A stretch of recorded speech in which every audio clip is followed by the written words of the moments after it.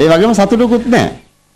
ඒ මැද ජීවත් වෙනවා. එතකොට එහෙනම් මැදුම් පිළිවෙතේ ඉන්න ඕනම කෙනෙකුට පින්වතුනි එහෙම දුකක් නැහැ. අරක නැති වුණා මේක නැති වුණා කියලා මේ 아무තු දුකක් නැහැ. එතකොට මොනවා හරි ලැබුණත් ඒක 아무තු සතුටුකුත් නැහැ. අන්න ඒක තමයි හොඳම සපත හිතේ දක්වන්නේ. අනිත් කාරණය සමානාත්මතාවය.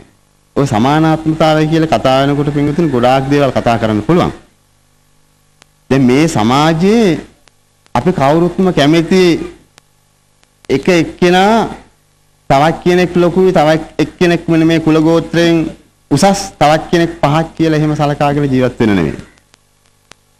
හැම කෙනෙක්ම කැමති මම තමයි උසස්. මම තමයි ඉහළ කියලා කියා ගන්න තමයි කවුරුත් කැමති. එක්කෙනෙක් කවුරු නැහැ ඔය පහත් තත්ත්වයට දාලා කතා කරනවා. එහෙමනම් ඔය සමානාත්මතාව කියන එක හැම කෙනෙක් තුළම තියෙන්න ඕන.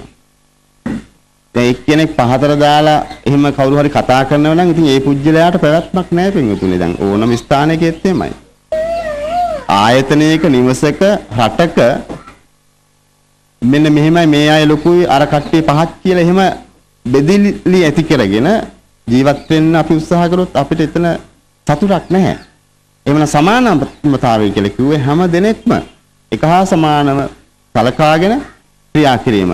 ඒක බුදුහාඳුරු පෙන්නුවා නේද? ඔබ දන්නවා දැන් සුනීත සෝපාක වැනි අසරණත්වයට පත් වෙච්ච දරුවෝ හිටියා. මිනිස්සු හිටියා. ඉතින් මේ මිනිස්සුන් බලන්න බුදුහාමුදුරු එක හා සමානව සැලකුවානේ. එතකොට රාජමෙදුරුමය දුගීගේක යන බේද කිසිත් නොතකා දේශනයෙන් සිය මధుර මනෝහර කෝකිලනද පැතුරුනේ. එහෙම දක්වන බුදුරජාණන් වහන්සේගේ ගුණයන් පිළිබඳව දක්වනවා. උන්වහන්සේ රාහුල කුමාරයාට තිබෙන කරුණා මෛත්‍රිය අර සුනීත සෝපාකටත් උන්වහන්සේ ලබා දුන්නා. ඒ තුල තියෙන සමානාත්මතාවය.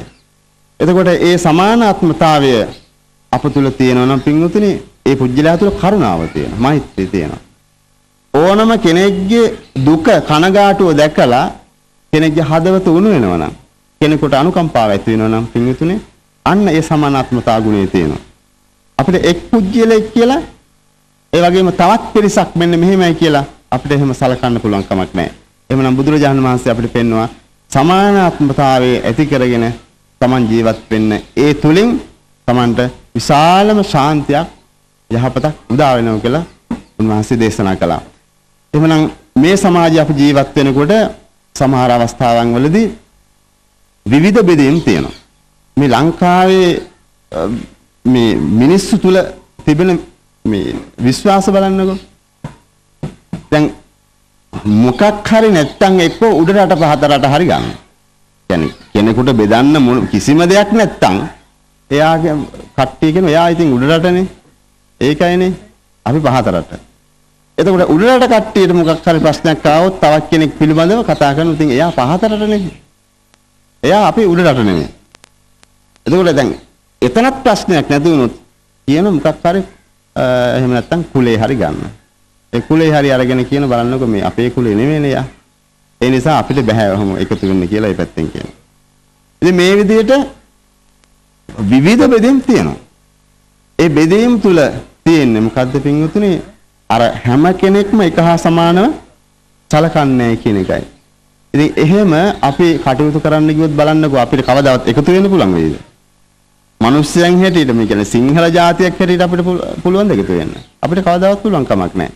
එහෙමනම් අපි දැනගන්න ඕන අපි මිනිස්යන් වුණාත්ම මේ මිනිස්සු හැම දිනාටම එක හා සමාන අවස්ථාවන් තියෙනවා. විශේෂයෙන්ම මේ Tamanට අඳින්න ඒ ඇඳුම් පැළඳුම්, ඒ වගේම ආහාර පාන, ඒ වගේම ඉන්න ස්ථාන මේ වගේ දේවල් අපිට අවශ්‍ය වෙනවා. එතකොට අන්න ඔබට පුළුවන් නම් අපට පුළුවන් නම් එවැනි තත්වයක් නැති, ඒ කියන්නේ අසරණත්වයටපත් වෙච්ච කෙනෙකුට අපිට සලකන්න පුළුවන් නම් පිළිහිට වෙන්න පුළුවන් නම් අන්න ඒක උතුම් ගුණ ධර්මයක්. දැන් කෙනෙකුට ඕන තරම් ආහාර තියෙන්න පුළුවන්. එතකොට ඒ ආහාර පාන තියෙන කෙනා හිතන්න ඕන එහෙනම් ආහාර පාන නැති කෙනෙක් බලලා ඒ අයට ඒ ආහාර පාන දෙන්නනේ. ඒ වගේම Tamanට දැන් ඉඩ කඩම් තියෙනවා නම් Tamanට අවශ්‍ය ප්‍රමාණයට වඩා. එතකොට එහෙම ඉන්න තැනක් නැති පුජ්‍යලයක් එහෙම හොයලා බලලා අහිංසකත්වයට පත් වෙච්ච මිනිස්සෙක් බලලා පින්විතුනේ ඒ ඉන්න තැනක් සකස් කළ දීම විශාල පිනක් සිද්ධ වෙන දෙයක්. ඒ වගේම තමයි යම්කිසි අසරණත්වයට පත් වෙච්ච කෙනෙක් ඉන්නව නම් ඒ අසරණත්වයට පත් වෙච්ච අය දිහා බලලා අපිට පුළුවන් උපකාර වෙන්න. අන්න එහෙම අපිට කටයුතු කරන්න පුළුවන් නම් පින්විතුනේ අපේ ජීවිතේ ගොඩාක්ම සාර්ථකත්වයට පත් වෙනවා. මෙන්න මේ කියන ಗುಣධර්ම පින්විතුනේ අපේ ජීවිතය තුළ ඇති කරගන්න පුළුවන් නම් අපිට විශාල ශාන්තියක් ඇති වෙනවා. ඉතින් ඉස්සර රජදරුවෝ පිළිබඳව කල්පනා කළොත් මේ ලංකාවේ රජවරු මොනතරම් පින්දහම් කළා තියෙනවද? ඒ වගේම මේ ඒ රජවරු මේ රට වෙනුවෙන් විශාල කැපකිරීමක් කළා දෙනවා. දැන් ඉස්සර ওই රජ කෙනෙක් හිටියේ ඔය ගජබා කියලා. ඒ ගජබා රජතුමා ඔය වෙස් මාරු කරගෙන රට රට යන රාත්‍රී කාලේ වෙන මොකටවත් නෙවෙයි යන්නේ මේ මිනිස්සු මොනවද කියන්නේ මිනිස්සුන්ට තියෙන ප්‍රශ්න මොනවද කියලා දැනගන්න.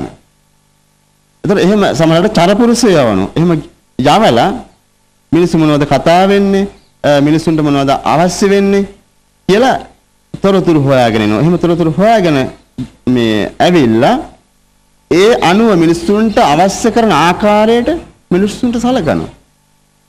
එතකොට ඒ විදිහට එහෙම කටයුතු කරලා තියෙනවා.